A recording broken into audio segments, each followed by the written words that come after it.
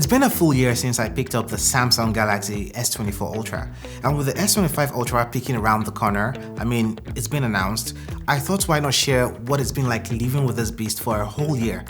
From launch. From the glorious highs to the subtle scratches of reality, here's my long-term review of this flagship that I've come to know like a roommate.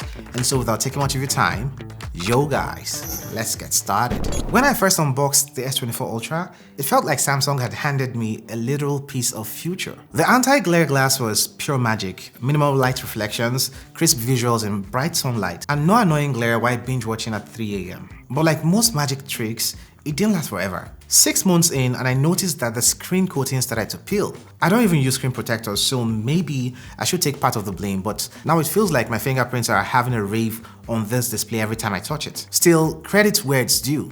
This thing is built like a tank. I've dropped it so many times I've lost count, on tiles, sidewalks, and all that. Thanks to the sturdy titanium frame and a rotating cast of protective cases I have, shout out to the Pelican $100 case and this Taurus case, this device has survived without a scratch. Honestly, the durability alone is worth a plus.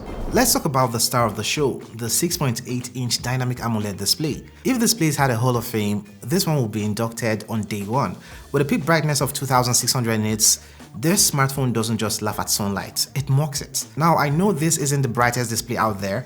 I've covered the Realme GT7 Pro, which peaks at 6000 nits, and that's crazy. But this has no issues being used outdoors. Whether you're catching up on YouTube outdoors or scrolling through your feed in dead sunlight, the auto brightness here adjusts seamlessly. Gaming and content consumption are an absolute joy on this panel.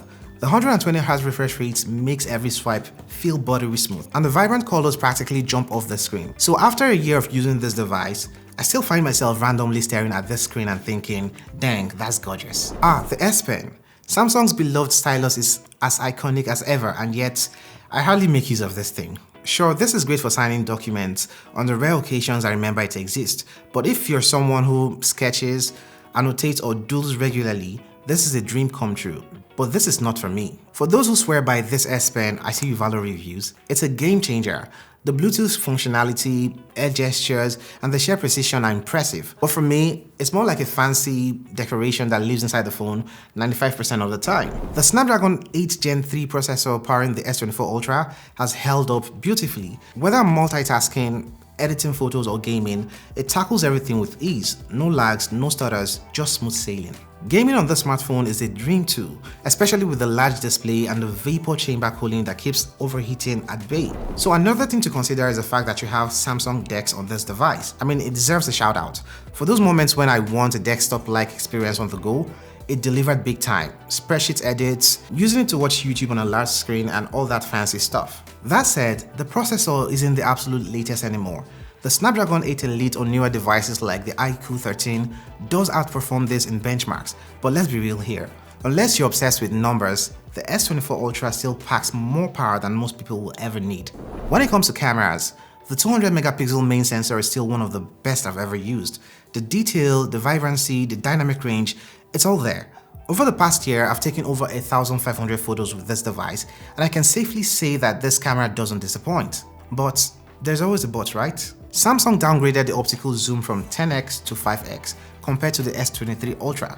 Sure, 5x is great for those portrait shots and general zooming, but when you start pushing the digital zoom on this device, the softness creeps in, and that's in comparison to the predecessor. On the bright side, the ultra-wide camera and telephoto lenses are consistent with the main sensor, and video stabilization is fantastic. You can also shoot in 8K, though I usually stick to 4K because, let's be honest, 8K is overkill for most people and situations. It's also a problem when editing most of the time in 8K. One wish I have for the S25 Ultra is a video log mode, just like we have on iPhones now. But generally, this has to be one of the best overall camera systems I've used on a smartphone in recent times, and there's nothing really to complain about.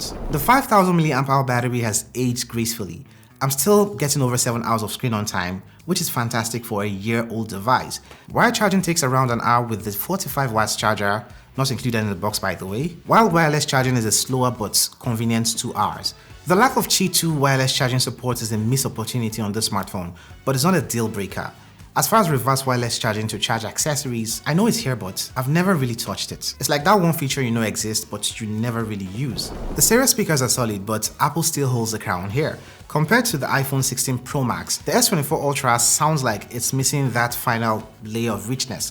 Don't get me wrong, it's like a 7.5 out of 10 experience, but audiophiles might side-eye this device. When it comes to AI features, the Galaxy S24 Ultra might be one of the best devices out there, if not the best, to implement these features. From live translation to image manipulation, Samsung's AI tools continue to be underrated gems. I wouldn't even say that because I know people really do appreciate the AI features on this device. Circle to search, which is now on a lot of devices, has always been here, and that's an absolute lifesaver. These features quietly elevates the overall experience with the S24 Ultra. When the S24 Ultra launched at $1,200, it felt like a premium purchase. But now, with prices dropping to around $920, it's becoming one of the best deals in the Android flagship space. And with the S25 Ultra here, expect even better discounts. So, should you still consider the S24 Ultra in 2025? Absolutely. Unless you're itching for the S25 Ultra's upgraded processor and maybe camera tweaks, the S24 Ultra remains a powerhouse. It's durable, beautiful if you ignore the peeling coating I've experienced with mine, and delivers stellar performance across the board. Samsung set the bar for Android flagship devices with this one. So if you're in the market for a premium smartphone without breaking the bank, this might just be your best bet. And if you already own this device, maybe hold off upgrading for another year. After all, do you really need that higher megapixel count for the ultra-wide lens on the S25 Ultra? So let me know your thoughts in the comment section below and subscribe to this channel if you're new here. I'm gonna catch you in the next video here. Could be that day. So I'm about to switch from my S24 Ultra over to the Vivo X200 Pro as my daily driver. Let's just get that done after a year of using the S24 Ultra. And yeah, I'm officially in.